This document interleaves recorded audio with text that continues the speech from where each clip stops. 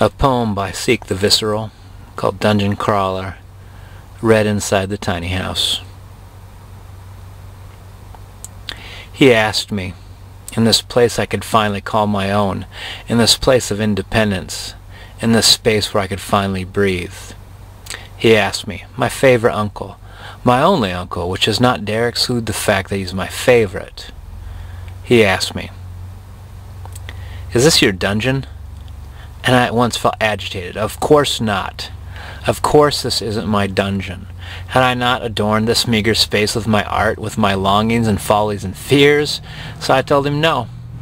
I raised my finger to my right temple and said, this is the dungeon. But maybe he was right. Maybe this place that was supposed to be my refuge from reality had become a place of utter rejection.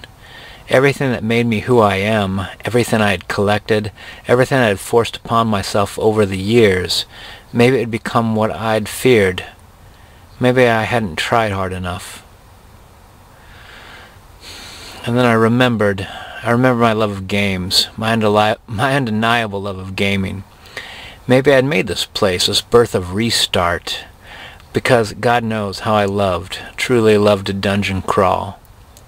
To start fresh, to begin with the barest essentials, to have only the minimal of health and mana, to push through the rats and the snails, to endure through the nagas and the centaurs, to behave above those elite abominations.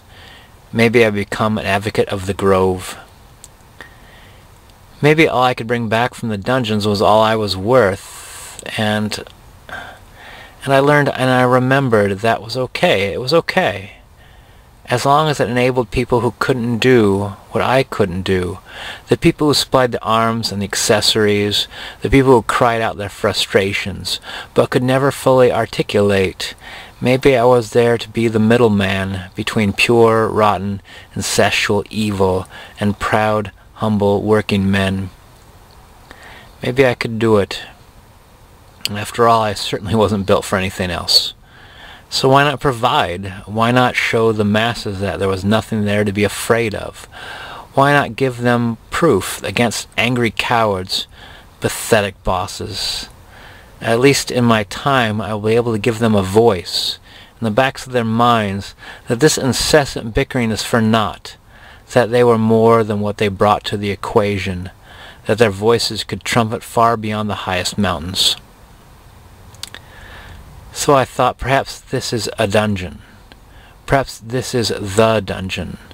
Built and recited upon decades. Maybe it's the last bastion of redemption.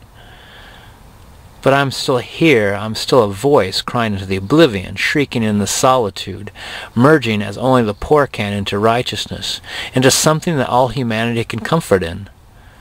This is a dungeon that we will escape.